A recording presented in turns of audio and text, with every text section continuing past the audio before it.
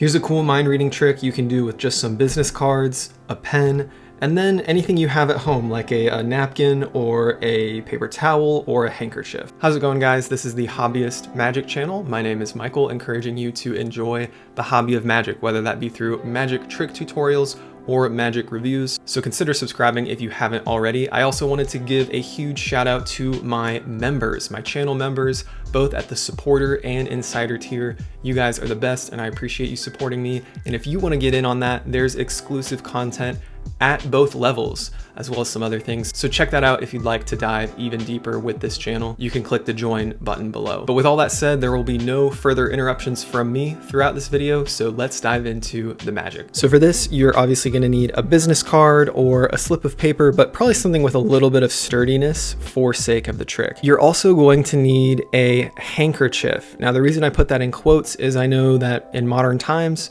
probably aren't carrying around a handkerchief, but this is so cool. We're able to use techniques with more modern objects if we just think about it a little. And so in this case, if you're somewhere where they're using cloth napkins, so like we happen to use cloth napkins at home, so sorry for if there's any gross stains, I'm using these for real. But if you're out at a nice dinner or even kind of fancy casual, they might be giving you cloth napkins, and you can keep this in the back of your mind as an impromptu trick you can do. And I think that's why, you know, expanding your knowledge of magic literature is really helpful, because you're going to be able to see more situations you can use a trick in. So don't be daunted by the handkerchief. That doesn't mean this is, you know, stuck in the past. I think you can really use this today.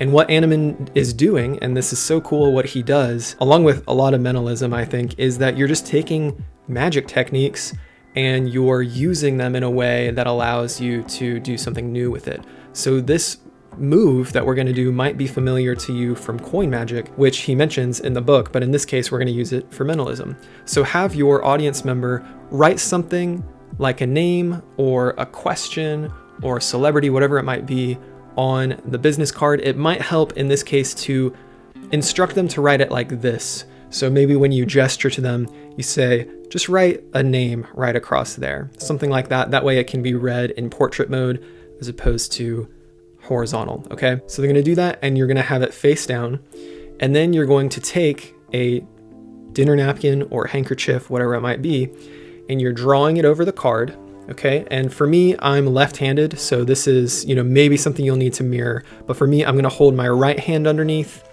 and I'm getting it so that it's under right here. You can see it. It's facing them and it's under here, almost like that name is a ghost. All right, it's a sheet ghost, and we have it here. And your special move, you want enough cloth on this side toward you. Your special move is going to be gotten ready for by coming under with your hand, and you're going to pinch some cloth near, I'm going to show you the exposed, near the edge.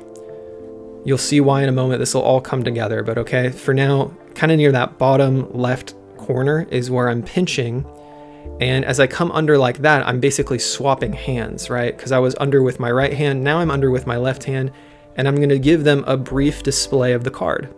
So I give them that brief display, I come back, and now we do kind of the fancy move. And you're gonna come to the side. It's comfortable for me to come off camera, but I'll show you what I would be doing. So you're going to turn your hand down, and when you turn it down, you're gonna go from the card being underneath to now the card is actually behind. But the illusion is that you still kind of have this drape. You have the two sides here, and it looks like it's still just hanging over the card. So you're gonna do that as sort of a shakeout of getting all of the ends to go down. That's kind of the motivation. But then you're gonna be able to hold it right in front of them, and you're gonna have the information. Now, in this case, you notice I accidentally made it go face down. Because you can't look at it ahead of time, you can't really control too much whether it's gonna be right side up or not. But what's great is you get such a clear peek here that, you know, it's gonna, if you luck out, it's fine, but if not, you're okay. You're gonna be able to understand what they wrote down. So now you're basically looking at the peak right in front of them, but what you're gonna be able to do is bunch this up, and from the front, it's gonna look like you just have that card trapped inside the cloth. You can even spin this around, and if you have a front pocket, you can place it there. If you don't, you can just gesture like, okay, we have it trapped in here, and then you can even bunch it up further, put it in your pocket or put it down, whatever it might be. all you have to do to clean up later is kind of make it messy, right? So you just kind of shake it around and it'll look like this just fell out from within it, whether it was on the table or if it's in your pocket, you know, just draw it out and it'll fall from your pocket. So that's how you clean up later. But take your moment. Now that you've gotten your peek, you can reveal it however you'd like. You can really ham it up. You can do some cold reading, but this is a technique, okay? This is a technique of getting a peek, but it uses a really cool impromptu method. So next time you're out for dinner, consider giving this a shot. You know, practice at home, get it all together, and I think you have a nice little piece of magic here. So let me know what piece of information you would invite a spectator to write down, especially with this presentation. Let me know in the comments below, and I hope you enjoyed this trick. Thanks for watching. If you want more, you can check out the membership for some exclusive content. Pick up some merch from the Magic Merch store. I also have a journal for magicians. You can check out all those links below. And if you want more free content, check out the video that YouTube is recommending to you